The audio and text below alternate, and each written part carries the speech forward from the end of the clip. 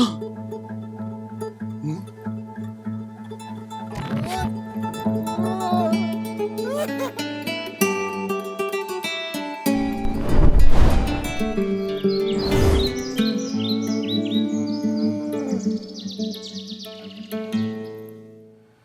guys, as you know, there's been some recent catastrophic events, what are so-called acts of God. But insurance companies are not the only ones blaming God in order to cheat people. Many doom and gloom Christians also cheat you of your joy in the gospel, cheat you of reality by blaming bad situations on God. But let's face it, Houston, Texas is submerged. As of today, 2 hurricanes are hurling towards Florida. California is on fire, and Montana has been burning like it's the apocalypse. And those are the 4 areas where we're going to be at our Paradise Now tour next month. Imagine the irony. We're going to Houston, we're going to Tampa, we'll be in Billings, Montana, and Redding, California. Now that's a shameless plug. But if you want to join us, I want you to watch the promo at the end of this video, the Paradise Now tour. What irony. Paradise Now, heaven on earth. How do you reconcile that with what's going on? How do you reconcile the gospel with catastrophe? Heck, I'm in Oregon. There's a 32,000 acre wildfire just down the road from my house. How do you reconcile this with God's goodness? It's the whole question of theodicy, which has been here forever. That's a big word for why does God allow evil in the world? Is this the judgment of God? Is this the wrath of God?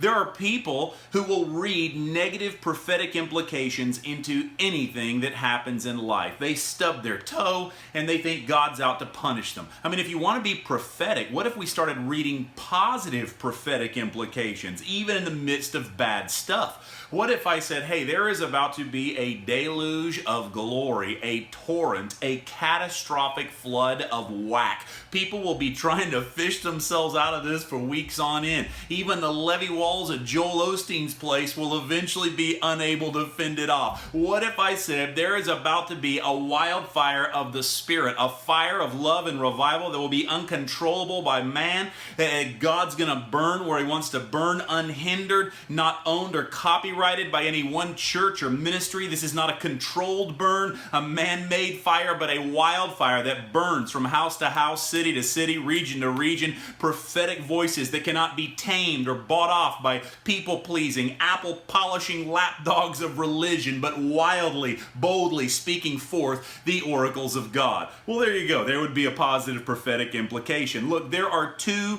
perspectives here that we can take when bad stuff happens. A fallen perspective or a new creation perspective. A law judgment perspective or a grace gospel perspective. Now, I'm not saying that you got to make everything prophetic.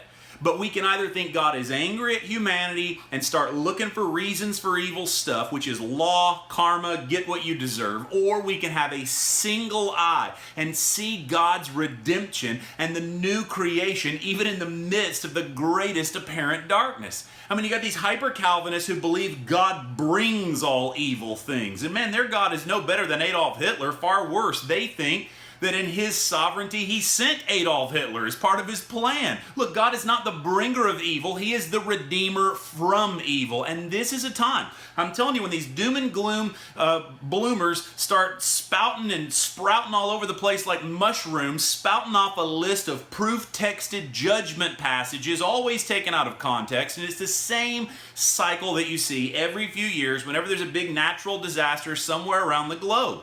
And then you got these so-called nonprofit prophets out there trying to put everybody into fear and listen to their stuff. And look, I want to help people get out of these ridiculous mindsets of blaming all evil things and calamities on God's sovereignty or His judgment, and this ridiculous notion that God doesn't look like Jesus, that He wants to kill evil people rather than forgive them and rehabilitate them. So let me say something about God's judgment and His wrath.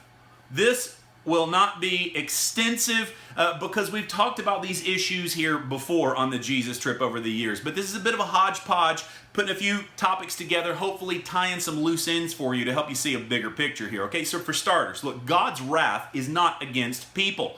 It is against sinfulness itself. Paul lays this out in Romans 1, that his wrath is against all ungodliness. Not ungodly, ungodliness. It's not against people. Okay, in Romans 1, his wrath is defined as basically letting people what they want to do, giving them over to what they wanted, because there is freedom to choose darkness if we want it, and he has allowed that.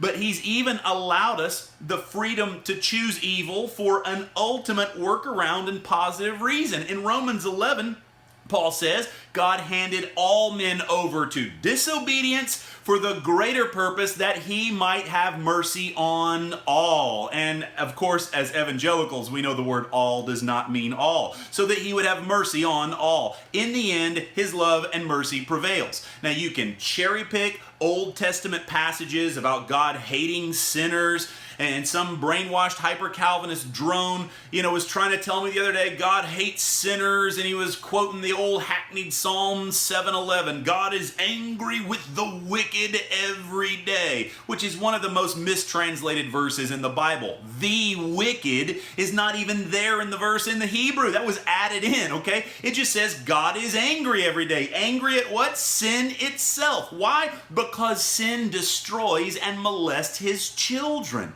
God is not angry at us. He is angry for us. His wrath is a big fat no against sinfulness itself, which corrupts his kids and destroys his kids. His wrath is not a separate schizophrenic side of his personality that is separate from his love. No, his wrath is a hot extension of his love. See, God doesn't hate anybody. God didn't hate Esau as a person. God hated Esau as an entity, what Esau represented. He hates that false, sinful nature. And the last Adam destroyed our false, fallen Adamic nature on the tree. So if it does say anything about God hating sinners or the wicked, he hates that old false identity in Adam. But now we are new creations, whether we know it or believe it or not. Believing it doesn't make it happen. Believing it believes that it's already happened thanks to Jesus. A believer should believe that he's new. A believer should believe that God's in a good mood.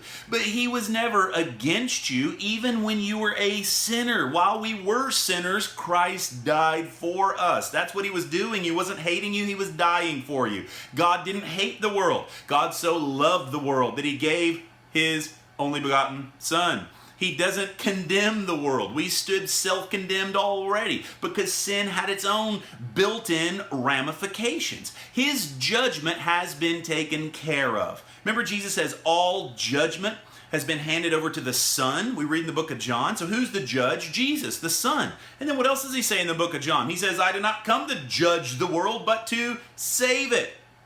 Look at that. Sounds like a rigged trial and jury, doesn't it? A judge who lets guilty sinners off scot-free. Pretty scandalous. So look, before you go reading too deeply into the Doppler radar report this week and pairing that with the book of Jeremiah, try out the new covenant. Okay? Look, do you want hell? Do you want the ramifications of sin? Well, you're free to have it. But the judge is a judge whose whole shtick is non-judgment. The same Jesus who refused to stone the hooker is the same Jesus on the throne. When you look into the eyes of the judge, you see your husband. So what he's handing out, this judge, he's handing out what you don't deserve. But if instead of taking what he's handing out, which is what you don't deserve, if instead you demand to get what you do deserve, like the elder brother, well, you're free to stand outside the party. You're free to have that hell if you want it, okay? Look, see, if we demand to own sinfulness, the very thing that destroys us, well, that's the definition of the wrath of God, because he demands that this very corrupting, destroying element itself must be destroyed. And if we own that thing as a false identity, then we're owning a wrath that was never intended for us and has already been dealt with thanks to Jesus. But darkness was actually intended to be destroyed for our very benefit. not God trying to destroy us because of our darkness. Okay, big difference here. Remember, when Jesus said that, he was going to the cross, and he said, now is the time, the judgment, it's coming. It's like judgment day. Now the judgment of the world is here. Okay? And he says, and I will draw all to myself. All what? All judgment. Okay? This is judgment day. The cross, the judge was judged in our place. That was it. It happened on the tree. Now, I'm not saying the Father turned on the Son. When I say the judge was judged, I'm not saying the Father came against Jesus. That is ridiculous evangelical tripe. What I'm saying is he bore all the ramifications of darkness in his own servant body. That's judgment day. It's already happened. And yet, judgment day, just like the cross, is always before us because it stands outside of time and space. Okay, put your Tim LaHaye book down for a little while, okay? Look, this is all about a person. It's about a state of being, constantly knowing that I am judged righteous and choosing life. God didn't just save you transactionally and then put you over there in the good boy section, the saved section. No, he himself in his person is salvation. So it's all about being in him, not just objectively, but subjectively by faith, realizing it, living it, experiencing it. So every day there's this confrontation, this judgment day, this confrontation of truth where I can realize who I am and walk in the light. When I open the scriptures, there's always that presentation of the gospel before me, and I can believe a lie and make bad choices and self-harm, or I can rest in the reality that it is done. But look, I don't need to be in dread of some future judgment at the end. Look, Jesus is the end. He is perfect eschatology, and he is the end of all things. The Alpha and the Omega is a person, and guess what? He's a pretty good chap. It's good news, all right? Look, there's some mystery to this. I know some of this may sound confusing, but man, we've taken such a flat biblicist reading of these judgment passages and divorced them from a Christocentric, Jesus-centered view of interpretation. I mean, you got a lot of people, their Christianity revolves around the Bible and not Jesus. Now, Jesus and the Bible, they're not conflicted, but look, Jesus is the one we worship, not the page. And you're not going to understand the page unless you realize Jesus is the ultimate text. See, it's not as flat of a reading as God was mad at us, and then he destroyed his kid to quench his anger, and now he doesn't judge us only if we say a prayer and clean up our act. No, that's not Christocentric. That's giving Jesus the short end of the stick. It's making Jesus less than God and you less than a Christian to have that view of the gospel. Okay? Have a better understanding of God's wrath, and hopefully this clears up some of the confusion over this whole thing, especially the penal substitution thing. And that's an evil doctrine, that penal substitution idea where we think God was destroying his son to pay off some legal anger that he had towards us. What it does is it denies the Trinity. It denies the divinity of Christ. It's Arian, making Jesus less than God, because it puts Jesus below the Father, because somehow Jesus was able to take upon our sins and look at our sinfulness, but the Father could not look at that. He was too holy and higher than Jesus, and he had to be paid off and had to destroy Jesus. No, that is not what happened. The Father never forsook the Son on the cross. He was always for Jesus, and he was always for us. Jesus was actually entering into our blindness to the love of God and entering into our human experience of feeling forsaken by a God who doesn't forsake anyone. But there is, in fact, a legal sense in which God's wrath was dealt with on the cross, but understand, God's wrath didn't put Jesus on the cross, ours did. But God's hatred of sin itself, something he hates because he loves us and doesn't like sin molesting us, well, in destroying sin in his own servant body, he absorbed those ramifications and the death blow of sin within himself, and he swallowed darkness and uncreated light. See, we had chosen to live by the law of sin and death, to eat of the tree of knowledge of good and evil, the tree of law, the tree of religion. And the wages of that was death. God never wanted our death. The wages of sin was death. That was a pill we swallowed that God never intended. So he came to pump our stomachs. But now We've been liberated from that law of sin and death, and now we're under the law of the Spirit of life in Christ Jesus, which is a person. It's not written on a page. Understanding something about how the law works may help us a little bit here, okay? Before blaming God for what we call his wrath in the old school understanding of him punishing individuals for individual sins because he's this cold, hard, calculated magistrate, okay? See, look, that's not how it works. The law is impersonal. Think of it like the law of gravity. If you step off the building, you're not going to break the law of gravity, you're going to illustrate it.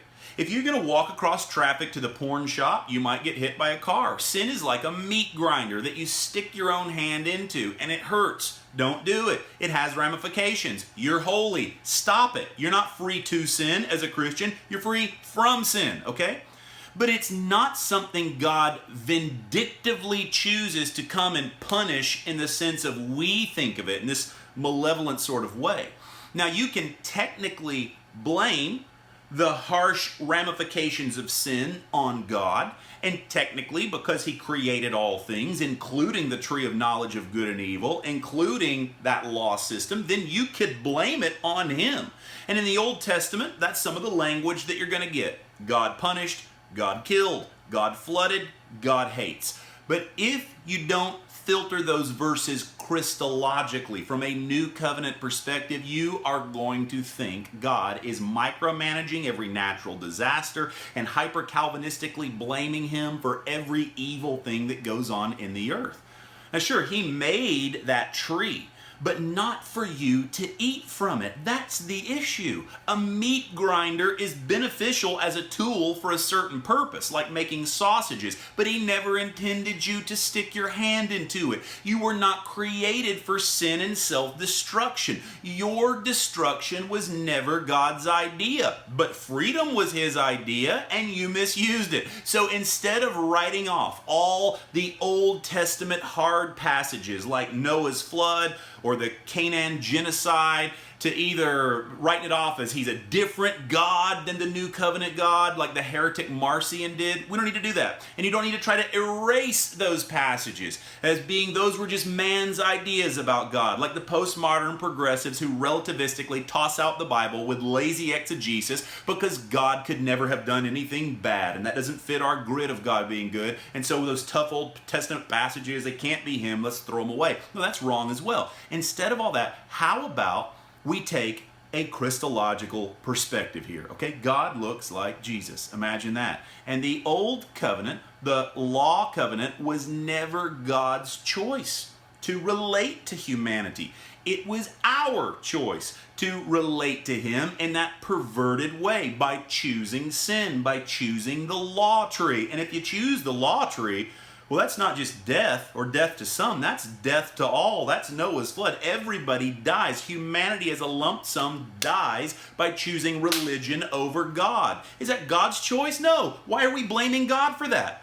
And sin threw a monkey wrench into the cogwork of the entire system of nature itself. So no wonder there are upheavals and disasters and horrible manifestations and reactions that spill out of the earth, and all of creation being frustrated under the fall of Adam. And there's acne and there's PMS and your mustache doesn't curl properly and there are poisonous spiders and politicians and the IRS and this frickin' fly that's going around the room while I'm trying to record a video. Look, it is not God's direct hand or intent or ultimate purpose for anyone. It's just how gravity works. It's this impersonal system that was there that we perverted and messed up. So we can't go blaming him, saying that hurricanes are his direct retribution and wrath against a particular city. And we don't want to give the devil too much credit for saying that he's able to pull off something like that, okay? Look, we just live in a messed up world where everything is just in chaos, or at least that's the fallen lens for it all, which is some truth, but it stops right there. No, there is a higher perspective here, my friends. We have hope. If we have a gospel lens that all things are new, even in the midst of seeming chaos, objectively and teleologically thanks to Jesus, then we are just waiting for the full manifestation of his finished work to take place, in which the entire cosmos is awakened to and aligned with the victory that he's already accomplished. So we see these are momentary tribulations merely as birth pangs, but a baby is coming forth. The man-child is going to be revealed in all his glory. All of creation is groaning for us to wake up to who we are, the revealing of our sonship, not becoming sons. You don't become a son. You had nothing to do with your natural birth. You have nothing to do with your spiritual birth. You are waking up. Humanity's waking up. Hey, did you know you're a son? Hey, did you know you're a daughter? Hey, did you know that you're not potential hell fodder? You are children. We are family. So let's not go rejoicing with those who delight in the idea of God dropping fire from the sky like James and John. They don't know what spirit they are of. This is a message of sonship and love and the inclusion of the human race in the love act of the gospel. Not trying to figure out who's in and who's out, who deserves to get demolished. And no, it's proclaiming a love that has made the outsiders the insiders so people will believe and wake up to the truth. And nature begins to harmonize and realize we are included in Him and have been from the foundation of the world. Okay, guys, I love you all and bless you all, especially if you're one of these people who's been in one of these areas that's been hit. Our prayers go out to you guys.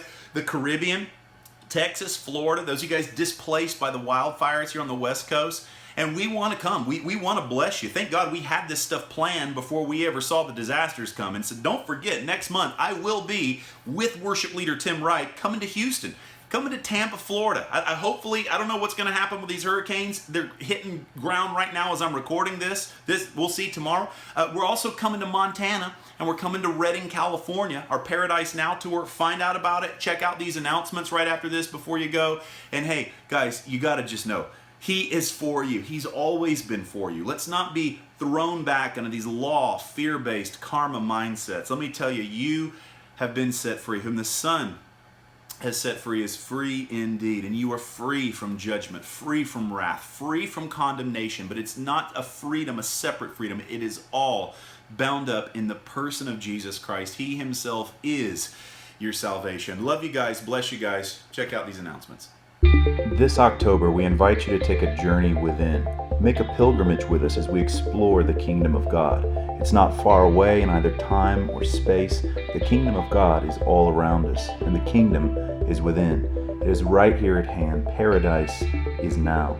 In October, myself, John Crowder, together with Tim Wright leading worship, will travel to 4 regions of America: Tampa, Florida, Houston, Texas, Billings, Montana, and Redding, California, for our Paradise Now event. Join the adventure with us as we explore the wonder of our mystical union with God. Registration is now open and seating is limited. Visit thenewmystics.com/tour. I'm often asked my number one recommended resource for diving into the revelation of grace, the finished work of the cross, mystical Christianity, union with God, Trinitarian theology. Well, it's our online course, Cana New Wine Seminary, Intoxicating Theology with world-class instructors, available at an easy pace right from your own home. Registration is now open for next fall's classes at cana.co. I'm in Germany in September for 2 back-to-back weekend events where you can overdose on glory. Supernatural Joy Unspeakable near Cologne and a mystical school in Hanau. I have one mystical school in America this year in Massachusetts, our only New England event. It's in October. My only other mystical school in America will be in January 2018 in Charlotte, North Carolina. Then we have just one more mystical school on the calendar. It's in France next February. Find every mystical school, conference event, and mission trip online at thenewmystics.com/schools. Do you feel a call to missions? Travel with us on a 2-nation trip to Kashmir and Nepal as we venture to the Himalayas. Known as a region of conflict, North Indian Kashmir is also labeled the most beautiful place on earth. We'll bring the fire of the gospel. You will heal the sick, carry the glory. It's our only trip now open to applicants, and it's a joint trip with myself, John Crowder, and Matt Spinks. We'll have a grace equipping event in Kashmir, plus a mass crusade where we'll gather thousands in Nepal. Nepal.